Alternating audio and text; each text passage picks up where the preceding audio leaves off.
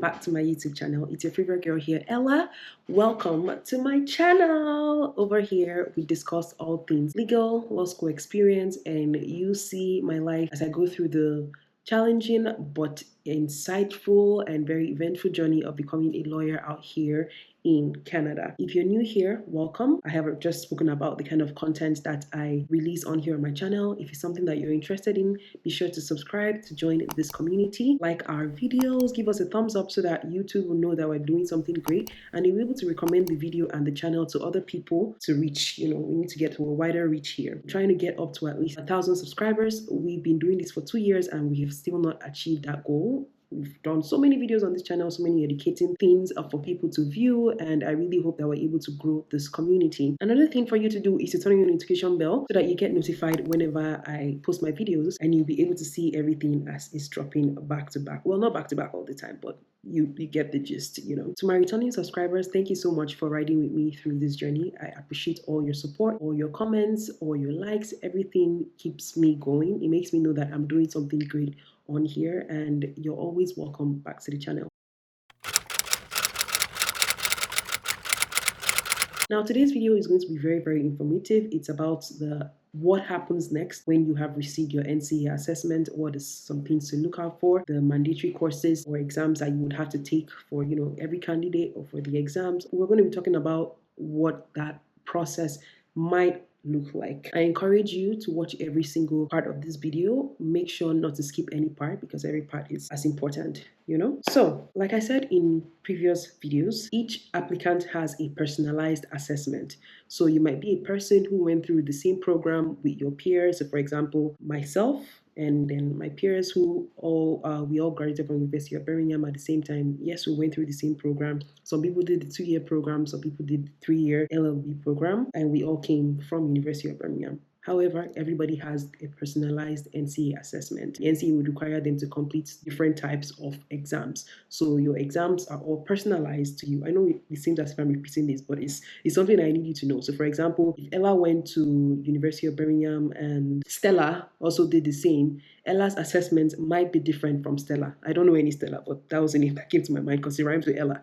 But yeah, Ella's assessment might be different from Stella's assessment, which means that Ella might have to complete less courses or less exams than Stella. So just be aware of this so that it doesn't come off as a surprise to you when the time comes. Some other things that factor into your assessments are your grades, depending on how good you did. So if you did poorly in certain courses while you were in law school, you might have to retake those courses and write them as an NCA exam or write them as a course. I think that you're usually supposed to get at least 5 marks above the pass rate for your law school grade for that particular course. So for example, let's say in criminal law, the pass mark at University of Birmingham is 40.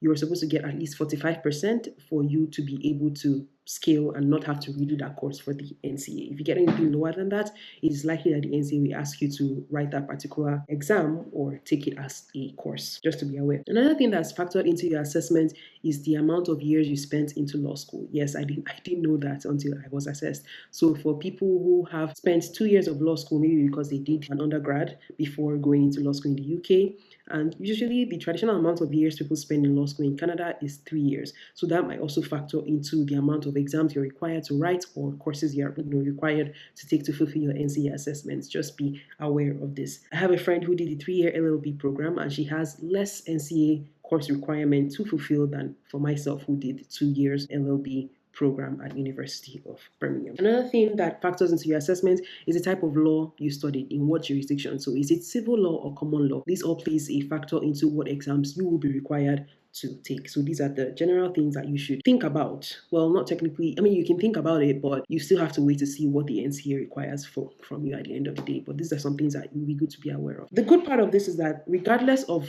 where anyone is coming from, what jurisdiction they studied, how many years they spent, and all of that good stuff, there are 5 mandatory courses in addition to legal research and writing that NCA candidates have to complete. And the 5 mandatory courses are Foundations of Canadian Law, Professional Responsibility, Canadian Criminal Law, Canadian constitutional law, and Canadian administrative law. Every candidate is required to take all these exams or courses if you're deciding to go through the courses route to fulfill your NCA assessment. Now, I'm not an expert in the NCA. I am talking based off of what I've read on their website. If you have any questions, you can leave them in the comment section or send an email directly to the NCA if you have any questions. This is the information that I have now as at the time I am filming this video. So in case if it changes in the future, just be aware and know that I'm talking in the context of what is happening as at now in 2025, late 2025. Yes, candidates have 5 years from the date of their assessment to complete all their NCA requirements, which includes, writing all the exams or going through the LLM program and submitting your courses as you complete them in order for you to finish and get an NCA certificate to show that, yes, I've gotten my NCA certificate. This means that I can now apply to get started with my bar exams. I'm, fit to continue my licensing journey to now start practicing in Canada in any common law province of my choice. Yes, in previous videos, I've spoken about the LLM route. Today, I'm just going to give a short overview of what it's like for people who choose to write those challenging exams with the NCA. Although this is not the path that I chose, I am privy to what that might look like from people who are going through the process or those who have gone through it in the past. From their stories, I've learned and picked up a few things from them, which I'm going to bring to you on this channel. People will typically opt for the exams option because it's definitely cheaper than paying for a course or going through a master's program. So you will typically find that people decide to write the NCA exams as opposed to getting a GPLLM or an LLM or taking the course route. You have to still pay for each exam. Each exam costs, I believe, $500 Canadian dollars plus taxes for each exam that you're required to write for the NCA. And God forbid you fail on the first try, then you have to do it again. And that's you shelling out $500 and all of that. But each exam costs $500 per exam. You can either study solo for the exam or you can have a group setting where you have a lot of people who are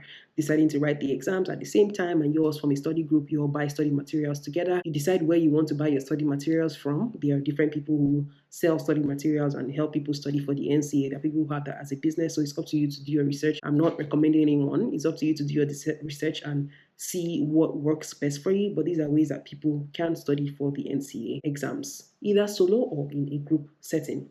And then the exam schedule is on the NCA website, so you have to look out for that to see what exams they're offering, what months those exams being offered, and so you plan around with your timeline. You can decide to defer an exam even if you've already paid for it, I believe, and you can decide to write it at a later time. So maybe the exam season is coming and you're all jittering, you don't feel you're ready. It's up to you to decide if you want to defer it. I believe they will have like a window of when that is possible, but at the end of the day, if you're choosing to go through the exam route, know that you can direct all those questions or anything specifically that you have to the NCA and they'll be able to help you out with any questions. They're pretty quick with responding to people who are already candidates. Yeah, so be sure to shoot them an email and somebody will be able to help you out. I have already spoken about what it will be like to take a course or go through the master's program, so I don't think I'm going to repeat myself in this video. If you have any questions on that, on how to fulfill your NCA requirement through a master's program at a Canadian law school or by taking courses, the video I did, I would link it up here or in the description box for you to go and watch that video. I don't want to repeat myself again. But yeah, it's going to be a very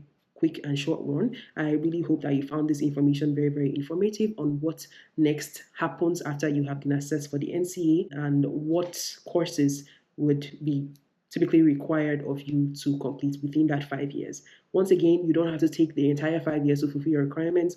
They are really smart people that complete in 3 months. That is the shortest amount of time I've seen. They go like, oh, I completed 7 exams in 3 months because I had this job deadline and they needed me to have completed my NCA assessment so that I can start my articling and so that I can start, preparing for the bar exam and all that good stuff. But yeah, I hope every information I've shared with you on here has been thoroughly helpful to you.